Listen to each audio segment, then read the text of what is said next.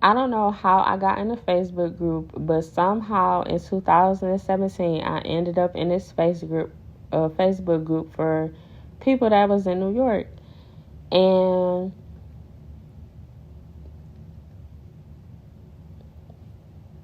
we were just like cracking a lot of jokes and stuff. I noticed that like me and this handful of people would all like be cracking jokes. And so like we had eventually, well, the girls, it was like 6 girls and 2 guys or something like that. We had started like a group chat on Facebook. And so my mom was being verbally and physically abusive. She had become this way ever since my father had died on Thanksgiving 2016. And so I was also going through a time where I was not like having a lot of money and I was not happy.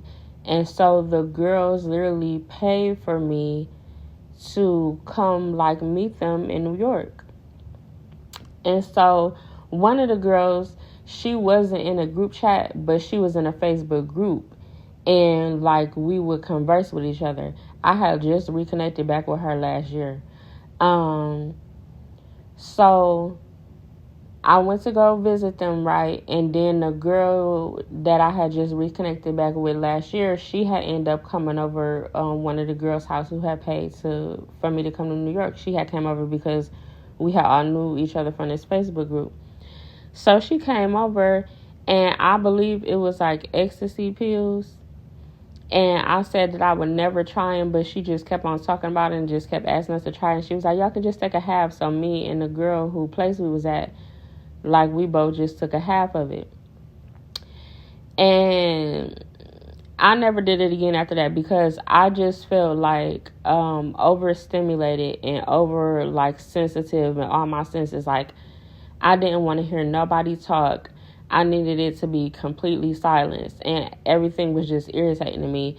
And I'm like, this is not doing for me like whatever people enjoy. This is not enjoyable.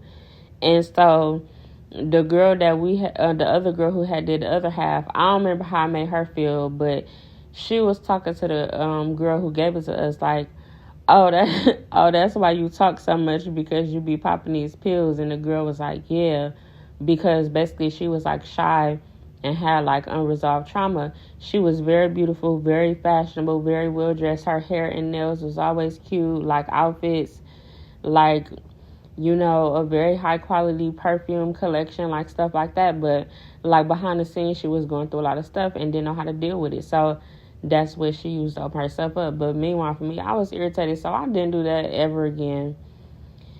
I just wanted to see what was going to happen. I'm grateful that I only said half of it. I don't remember how long it took to wear off. I don't think it was longer than a few hours. I don't even know if it lasted a few hours, but that was my experience with that. Yeah, absolutely not. And I pray that you get delivered from any type of substance, using it for anything, whether you think it make you have fun, loosen up, or supposedly relax you, because that is what forms an addiction. You're being dependent on something when you have more power inside of you, because God is inside of you. God is all you need. When all you have to do is address your trauma, whatever is making you shy, whatever is making you feel like you're not having fun, whatever is making you uptight, you need to address that with God. If you don't have money for a therapist, and every therapist can't help people anyway, because a lot of people are going through spiritual stuff. All people are going through spiritual stuff. And every therapist is not a spiritually sound person to be equipped to help you with that. So go to God about everything and keep talking to God and don't stop. You have to be consistent. You have to get to the point where you talk to God more than you complain, where you have faith in God more than you complain, where you read the Bible more than you complain. Read the Bible and talk to God and pray and listen to gospel music every time you had a desire to do those things, because it's not doing anything for you. Those things don't bless you. They affect your motor skills. They affect your health. They can end up affecting your skin. You do things that you regret it, and it open you up to demons. This stuff is very serious. I love you and thank you for listening. Most importantly, God loves you too. I am here to assist you to get through it. I am a spiritual advisor. My information is in the description area where I list in detail the things that I addressed.